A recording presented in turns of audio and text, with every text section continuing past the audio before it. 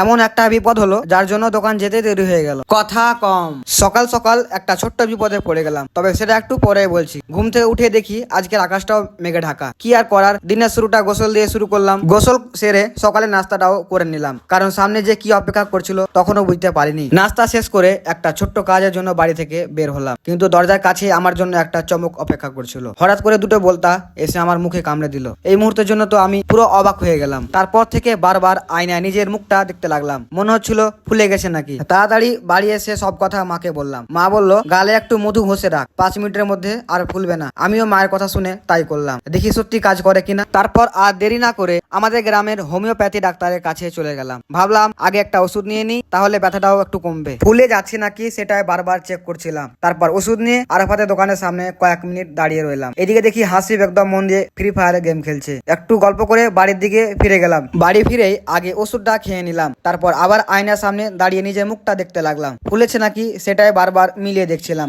একটু স্বস্তি পেয়ে এবার দোকানের উদ্দেশ্যে বেরিয়ে পড়লাম। দোকান আসতে আবার কাজ শুরু। ঝটপট দোকানটা পরিষ্কার করে নিলাম, জলের বোতলে জল ভরে নিলাম এবং অল্প খেয়ে নিলাম। তারপর আবার আমার মুখটা দেখতে লাগলাম, ফুলেছে নাকি। মনে হচ্ছে মায়ের কথাটা সত্যি কাজে দিয়েছে। এরপর মোবাইল ঘাঁটতে শুরু করলাম এবং আমি আমার কাজে ব্যস্ত হয়ে গেলাম। ঠিক আছে, আজকের মতন এখান থেকে শেষ করছি। দেখা হবে অন্য কোনো ভিডিওতে। আর এরকম যদি মিনি ব্লগ দেখতে চান আমার ফেসবুক পেজটা ফলো করে রাখুন। কথা কম।